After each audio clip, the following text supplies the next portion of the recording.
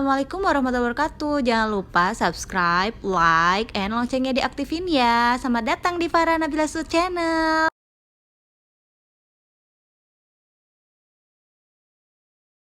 Assalamualaikum warahmatullahi wabarakatuh. Maaf ya, mungkin kalian nunggu banget kelanjutan dari gimana sih caranya kok bisa turun sampai 14,3 kilo. Oke, ini lanjutannya. Let's start. Kemarin kan gue udah bilang kan kalau misalkan gue pengen liatin website yang namanya clothing itu. Oke, sekarang gue liatin dulu ya. Klik sana. Jadi ini guys, buka website clothing.com, terus kalian klik yang namanya program. Dari free workout program ini banyak banget yang namanya program. Ada Movember schedule, ada di sini ada dia bener-bener ngejelasin type-nya full body sama weight loss. Terus yang ini banyak banget. Nah, ini gue bener-bener ngelakuin yang gue tadi bilang, gue shred tuh gue nyobain semua. Kecuali gue ngikutin yang ini, gue belum yang 8 weeks. Tapi gue waktu itu awal mula gue ngikutin yang ini dulu, flat belly, karena gue ngerasa perut gue pasti kayaknya semua wanita tuh ngerasa bagian perut tuh cepat banget gitu lemaknya. Jadi gue waktu itu awal flat belly dulu guys. Emang itu bener-bener ngepek banget, cuman untuk seluruh tubuh tuh nggak ngepek guys. Jadi kayak cuman perutnya doang gitu. Kemudian gue langsung nyoba yang summer shred yang ini 35 days. Nah dari sini itu bener-bener kayak Masya Allah, tabarakallah, itu perubahannya sangat luar biasa. Bentuk tubuh gue tuh dia langsung mengerucut gitu kan. Dari sini gue langsung nyobain lagi yang shred lagi yang ini. Ini apalagi ini gue suka banget yang 2 weeks juga. Terus gue nyobain lagi yang shred yang 4 weeks, terus yang nyobain lagi gue yang terakhir itu yang 2 weeks shred challenge. Jadi gue ngikutin semua yang shred ini gitu, karena ini bener-bener ngepek banget buat kalian yang mau diet, itu bagus banget gitu. Ya siapa sih yang namanya, mungkin ada yang bilang ini mah susah banget soalnya gerakannya bikin gue capek dan lain-lain. Yang namanya dia pasti usaha, tapi itu dia nggak bisa disamaratakan ya guys. Mungkin gue cocok ini, tapi kalian belum tentu cocok, karena yang gue tahu ada beberapa yang cocoknya mungkin ke jalan kaki kah, atau cocoknya yang kalian juga bukan hanya di clothing juga, kalian bisa ikut yang YouTube dari Pamela atau Amy Wong. Banyak banget yang merekomendasikan, yang gue lihat di TikTok tuh itu ya, rekomendasi itu gitu kan. Ada mungkin yang bisa ke gym aja, ada cuman yang gue jalan kaki aja lah, gue lari aja lah, gue sepeda aja, pokoknya Oke, sekarang kalian tadi udah ngeliat kan yang namanya program clothing itu memang banyak banget. Jadi kalian ketika kalian buka di sana tuh ada yang namanya bagian dari free program. Di situ kalian bisa milih senyaman kalian mungkin, karena sebenarnya yang namanya diet itu nyamannya kita. Jadi kalau misalkan kita nggak nyaman, diet pun tuh akan susah untuk turun berat badannya. Jadi kalau misalkan kalian mau berat badan kalian turun, itu juga harus psikologi kalian juga harus baik gitu. Makanya kemarin gue segala coba-coba dan lain-lain, tapi ternyata gue lebih cocok ke program shredding. Karena ketika gue mencoba untuk program yang biasa aja, mungkin yang cuman ABS atau yang perut itu buat gue kayak masih belum kurang gitu. Jadi kayak karena gue memang intensitasnya tuh dulu gue biasanya kayak pergi kemana-mana, jadi ketika kayak nemu olahraga yang nggak terlalu aktif, nggak terlalu yang benar-benar bikin gue energi gue kayak keluar gitu, ya gue nggak enak aja di badan gue, kayak masih kurang gitu, kayak mungkin ngerasanya kayak lemak masih ada gitu. Tapi kan cuman kita doang yang ngerasain. Tapi kalau misalnya ketika gue pakai program shredding itu tuh gue tuh bener-bener kayak nyaman banget, dan udah selesai pun kayak keringat bahagia gitu. Apa coba keringat bahagia? Yang ada keringat bau ya. Pasti gaji. Oke, selain olahraga itu, yang gue lakukan itu adalah yang kemarin yang gue bilang adalah defisit kalori. Iya, betul banget. Jadi sebenarnya kalau diet gue dibilang ribetnya kalau menurut gue lebih ribet ke lebih ribet ke minuman, sama lebih ribet ke jam makan, pola makan gitu deh. Nanti gue jelasin abis ini ya. Oke, tadi kan gue mau ngejelasin yang namanya pola makan gue ya. Jadi kalau misalnya pola makan gue itu, gue selalu ngeliat dari dibanding Yulia Balsun yang video, gue juga ngeliat yang namanya video YouTube dari Melanie Ricardo. Menurut gue itu cocok buat gue juga. Kenapa? Karena di Melanie Ricardo itu dia bener-bener dietnya juga, dia katanya dia nggak bisa yang namanya nggak makan gorengan.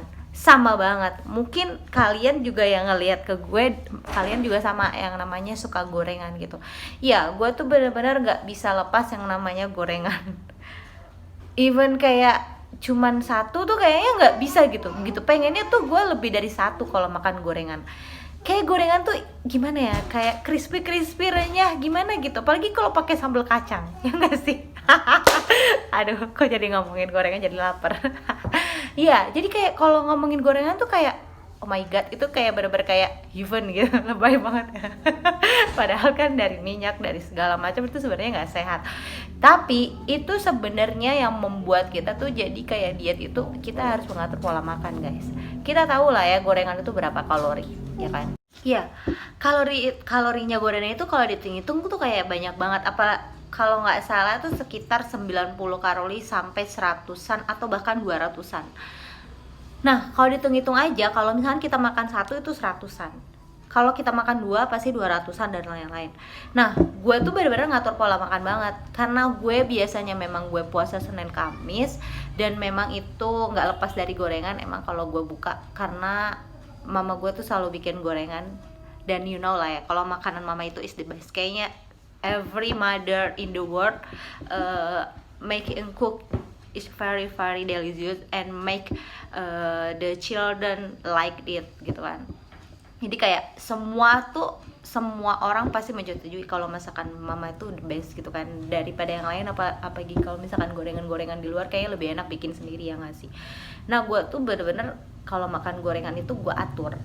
Jadi misalkan pola makan gue ya, kalau dia puasa, di sahur hari, di sebelum gue sahur itu gue minum air dulu. Biasanya gue dijangka waktunya selama 20 menit sampai 30 menit sebelum gue makan sahur. Jadi gue tuh minum air putih dulu langsung sebanyak kira-kira biasanya gue 600 ml sih ya. 600 ml gue minum. Setelah 20 menit kemudian atau 30 menit kemudian gue baru makan sahur. Sahur gue itu gue biasanya memang kurma. Jadi gue kurma 3. Kurma kan memang harus dimakan kan, ganjil kan, 1, 3, 5. Jadi gue makan 3 kurma. Setelah makan kurma gue minum lagi. Minum gue itu sebanyak, kayak ini di sini gue lebih banyak 1.500 kali ya. Iya benar. Iya. Enggak dong, 3 maksud gue, 900 mili gue. Jadi sebelum sahur gue 600 mili, setelah sahur gue biasanya 900 mili gitu. Nah, setelah sholat subuh gue tuh biasanya itu gak langsung tidur, tapi gue biasanya di jalan kaki dulu 45 menit, kan namanya juga puasa. Jadi gue gak olahraga clothing dulu, jadi gue jalan kaki. Tapi itu pun gue jarang. Biasanya ya biasa ya, suka ada syaitonir rajim, tapi kalian nggak usah ngikutin. Sebenarnya kalau habis subuh itu nggak boleh tidur lagi. Jadi gue biasanya itu tidur juga. Terus nanti pas buka puasa pun gue tuh nggak langsung makan, jadi gue minum dulu. Gue minum pas buka puasa tuh minum 900 ml. Terus sholat kan, langsung sholat kan pasti hitungannya 30 menit gitu kan, 30 menit baru gue makan. Nah, makannya gue itu karena gue tahu gue makan gorengan, misalkan gue makan gorengan 3-4 gitu kan, itu kan gue hitung-hitung kayak semacam kayak udah 800-an lah ya, hitungnya lebih beratnya gitu. Nah, gue makan gue dikit, karbo gue pasti gue dikitin banget, kayak gue cuman 1 sendok kah, atau cuman kayak 2 sendok doang. Terus sayuran gue lebih banyak, jadi biar ada seratnya. Gue biasanya sayuran gue tuh memang, kalau mama gue tuh suka kalau misalkan lagi buka puasa itu pakcoy direbus, jadi cuma rebus doang gitu, pakcoy kah, wortel kah gitu kan, terus timun biasanya, atau bayam gitu, labu siam biasanya itu tuh kalau mama gue. Terus sambal tentunya. Terus yang biasa itu memang kesukaan kita itu memang ikan bakar gitu kan. Jadi ya aman menurut gue. Jadi gue cuma makan itu doang. buka puasa, abis itu minum lagi gue 900 ml, kemudian gue 1 jam kemudian gue minum biasanya cuma 300 ml, dan sebelum tidur gue peres lemon dan minum 600 ml. Itu gue contohnya. Dan gue tidur itu gue memaksimalkan minimal gue, karena gue biasa bangun pagi, jadi gue minimal bangun itu tidur itu 5 jam. Jadi gue nggak boleh kurang dari itu. Kalau misalkan gue kurang dari itu, ya itu mungkin gue lagi ada keperluan yang sangat mendadak gitu. Tapi lebih seringnya sih gue 5 jam gue tidur gitu kan. Ya beruntung gue tidur sampai 6 jam, itu kayaknya sebuah mukjizat ya. Mau tidur jam 6 jam itu, karena jarang banget gue tidur 6 jam. Tapi guys, kenapa gue bahas tidur? Karena kalau misalkan diet itu tidur itu, jam tidur itu sangat mempengaruhi. Karena itu untuk bikin diet kita tuh sukses. Jadi gue baca-baca, jadi kita tuh kalau diet itu kita harus banyak informasi, harus banyak baca-baca, karena jangan sampai diet kita itu salah guys. Nah gue tuh banyak informasi dimana kalau diet itu tuh tidur kita tuh harus minimal 6-8 jam katanya, paling bagus tuh malah 8 jam. Nah, kalian gak usah khawatir yang kurang tidur di malam hari, ketika kalian bisa tidur di sepanjang hari, misalkan entah pagi kan, entah siang kan, entah malam, kalian tidur aja.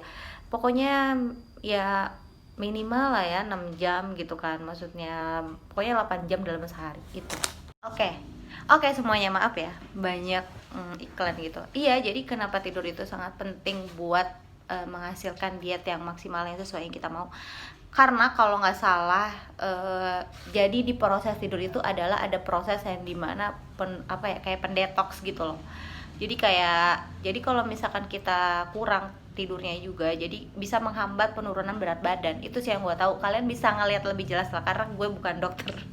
Jadi gue tuh selama diet ini, karena gue sering banget yang namanya diet gagal dari kemarin.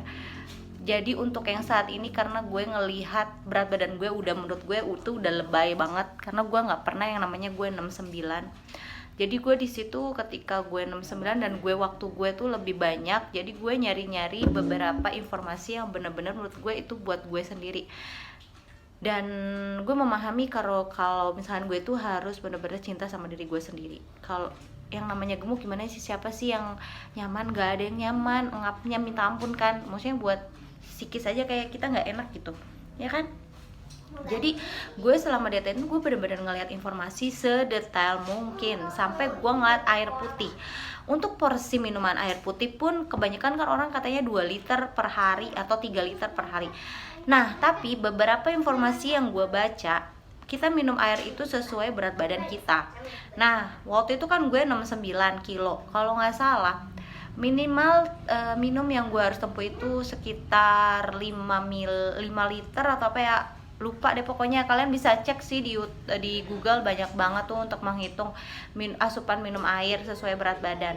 Nah gue tuh ngikutin itu awal mula, jadi bener-bener ngikutin. Jadi bukan hanya minum cuma 3 liter 2 liter sehari, enggak. Gue bener-bener ngikutin berat badan, mungkin malah bisa lebih, karena kan tadi yang gue bilang pola makan gue setelah sarapan, hitung-hitung aja gue misalkan ya, gue tuh habis subuh gue langsung olahraga clothing.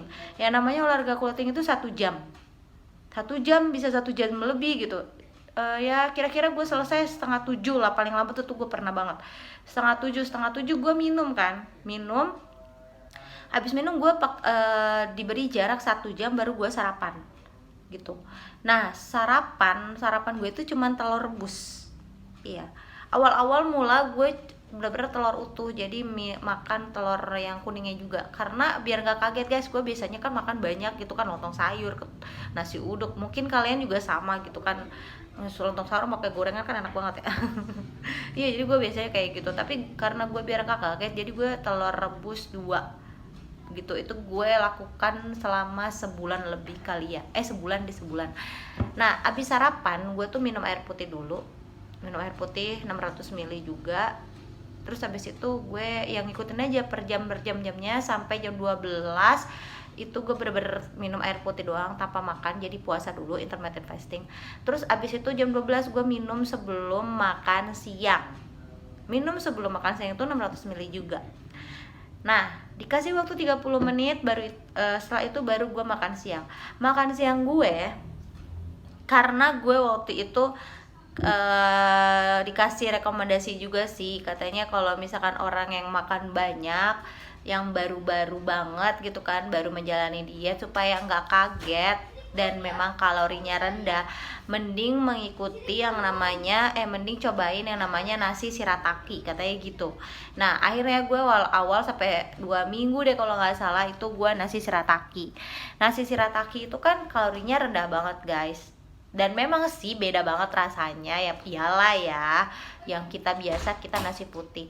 Tapi di situ gue selama nasi shirataki ini kita tuh bisa yang namanya makan banyak gitu, karena itu kalorinya rendah banget.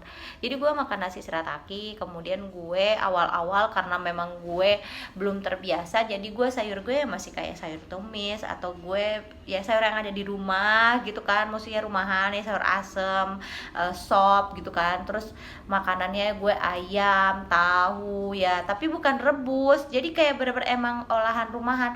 Tapi itu dia, gue bener-bener di pola makan dengan baik. Jadi kalori gue, karena gue tahu yang namanya defisit kalori, kita hitung-hitung aja kan kita belum tentukan.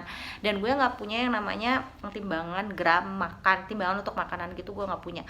Jadi gue seperti video sebelumnya, ketika defisit kalori gue misalkan 1200 atau 1600, gue nggak sampai 1600, gue paling gue 1000 ya maksimal, atau 800 gue pernah banget, karena gue nggak tahu yang namanya kecap gue yang gue pakai berapa berapa kalori, segala macam deh kan, kita nggak tahu kan hitungannya. Jadi kita yang bener-bener harus ngatur sendiri itu guys. Nah setelah makan, hitung-hitung gue makan jam 1, gue kasih waktu 2 jam, itu gue minum selama 2 jam itu. Jam setengah 4 atau jam 4 gue snack gue itu awal-awal biar gue nggak kaget, gue kadang makan itu juga kok yang better itu, tau gak sih, yang coklat, iya biskuit, tapi gue cuma 1 kadang. Atau gue regal 3 gitu mini maksimal gitu itu. Terus gue seringnya buah sih, kayak buah apel, pepaya, itu gue sering banget. Jambu biji, karena di rumah emang ada jambu biji, dan emang gak kelar-kelar tuh jambu, selalu ada. Gue gak ngerti, selalu bertumbuh dia kayak manusia gitu, selalu bertumbuh. Dan jambu di rumah gue tuh, jambu biji selalu ada, jadi gue sering banget yang namanya snack jambu biji. Setelah makan snack itu jam 4 kira-kira lah ya, selesai, terus gue minum lagi. Jadi minum, puasa makan dulu sampai sebelum jam 6, yaitu setengah 6 gue telur lagi biasanya. Nah awal mula kalian nggak usah khawatir guys, yang dimana ih gila makan itu doang, gue kayaknya nggak sanggup deh makan cuman itu doang. Guys gini deh, gue ingetin lagi yang tadi, yang video yang sebelumnya gue bilang kan, yang bikin gemuk itu adalah kita berlebihan makan, bukan kita makan yang kayak gitu-gitu, tapi kita yang berlebihan makannya. Iya, yang bikin kita gemuk itu adalah kita makan berlebihan, bukan kita makan yang istilahnya donat kah atau apa. Donat 1 tuh nggak akan gemuk guys. Makanya gue waktu itu gara-gara gue baca itu ya, ketika gue bener-bener lapar banget, gue nggak bisa ditahan, gue pernah yang namanya malam-malam makan nasi goreng. Gimana ya, karena gue baca katanya kalau misalkan kita bener-bener mau sesuatu tuh kita nggak boleh nahan kalau lapar. Itu kan hubungannya kayak istilahnya tubuh kita tuh kayak udah kasih sinyal gitu. Kalian bisa ngeliat deh di videonya YouTube-nya Yulia Balsun tuh pernah bahas tentang ini. Tapi mungkin nggak nasi goreng juga kali ya guys, kayak gue gitu kan. Bisa ya bikin nasi goreng tapi nasinya dibikin kayak pakai minyak kelapa kalau nggak salah di Yulia Balsun tuh, biar kalori kita rendah, atau pakai nasi shirataki. Tapi berhubung gue kemarin bener-bener nggak ada, jadi gue cuma nasi goreng. Dan gue pernah baca bahwa makan nasi berapa jam pun itu kan, itu tuh sama aja porsinya selama masih mengikuti defisit kalori. Jadi mau jam berapapun itu bisa sebenarnya selama mengikuti defisit kalori gitu. Tapi ya lebih baik sih 2 jam sebelum tidur atau 3 jam sebelum tidur waktu makan. Tapi berhubung gue waktu itu lagi lapar banget, jadi gue pernah yang namanya makan nasi goreng malam-malam. Dan itu kayak bener-bener gue oh my god. Tapi gue besoknya gue hidup sehat lagi, kembali menjalani hidup sehat lagi. Jadi kayak ngatur lagi gitu, nasi dikit, karbonya. Karena selama gue diet, gue tuh selalu melihat yang namanya akumulatif statistik, yang namanya dari defisit kalori gue. Kan di sana kan ada persentase yang namanya protein gue berapa, karbo gue berapa, fat gue berapa persen gitu kan. Nah, gue tuh selalu ngeliat ketika defisit kalori gue, protein gue nya yang lebih banyak. di situ gue berat badan gue tuh turunnya lebih cepat dibanding gue ketika persentasinya itu fatnya lebih banyak atau karbonya lebih banyak. Nah kalian tuh harus ngeliat akumulatif persentase itu gitu. Jadi kalian bakal memahami tubuh kalian tuh sebenarnya apa, kebutuhannya apa gitu. Karena gue pernah ngeliat yang namanya dari YouTube siapa, Yulia Balsun juga kalau nggak salah. Gue kebanyakan emang dari YouTube-nya Yulia Balsun, karena menurut gue di YouTube-nya dia itu sangat-sangat mendidik, karena ngejelasinnya itu benar-benar dari analisanya dia dan dari ilmu juga. Jadi gimana nggak percaya, pasti percaya dong, karena bener-bener jelasinnya secara detail dan menurut ilmu, dari ilmu kedokteran, dari ilmu yang dia juga pernah sharing sama yang dokter gitu. Jadi kita pasti kayak langsung gitu loh menganalisanya tuh dengan cermat gitu. Jadi dari situ gue jadi paham, oh iya tubuh gue kalau gue kebanyakan karbo gue pasti deh bisa naik gitu kan, itunya apa namanya, berat badan gue. Terus kalau gue kebanyakan fat tapi protein gue yang gede kedua, pasti berat badan gue nggak turun, jadi nggak maintenance aja gitu, nggak turun nggak naik gitu. Tapi kalau gue proteinnya gue lebih banyak dibanding yang lain, berat badan gue bisa turun, dan itu turunnya bener-bener ini banget gitu guys. Jadi kalau pola makan gue tuh sebenarnya gue tuh bisa makan gorengan, gue bisa makan makanan olahan rumahan, gue nggak harus selalu rebus sama yang lain gitu kan. Karena gue sebenarnya nggak punya timbangan dan lain-lain. Jadi kayak ya emang sih gue pernah baca katanya kalau misalkan itu jangan sampai 800 kalori per hari.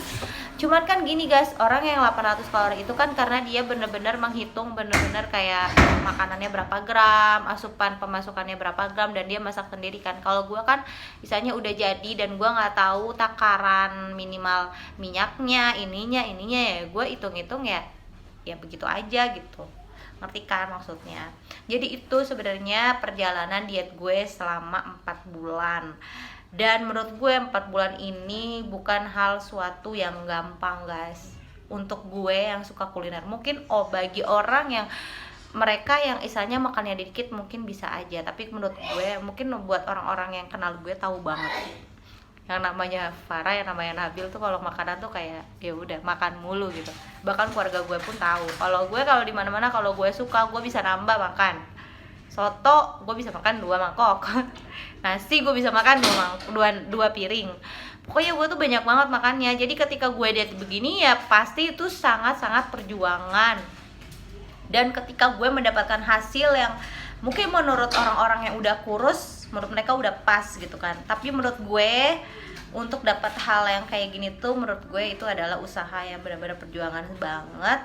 Dan apa ya, ketika gue buka badan gue juga itu kayak udah, menurut gue udah kurus banget, apalagi di bagian pantat ya kan, terus di bagian paha, karena gue ada ngukurnya guys. Jadi gue tuh sebulan, jadi gue tuh pas awal lihat gue salah banget, gue nggak ngukur, gue nggak foto, tapi gue setelah sebulan gue baru ngukur dan foto, sama sekarang gue ngukur, dan itu tuh hasilnya Masya Allah, tabarakallah, itu benar-benar yang luar biasa sih. Kekuasaan Allah itu memang benar, kalau kita usaha tuh pasti ada jalannya gitu. Kita sabar, memang kita harus melakukan sesuatu kan, kita pengen sesuai keinginan kita tuh harus sabar. Yang penting kita usaha terus ya, sama sebenarnya kayak kita mau mencapai berat badan ideal gitu kan. Nah sekarang kalau kalian tanya gimana sih caranya maintenance, nanti ya gue jelasin. Pokoknya stay tune terus di YouTube gue guys. Assalamualaikum warahmatullahi wabarakatuh. See you later. Bye. Terima kasih sudah menonton ini. Jangan lupa leave a comment ya. Assalamualaikum warahmatullahi wabarakatuh. Bye.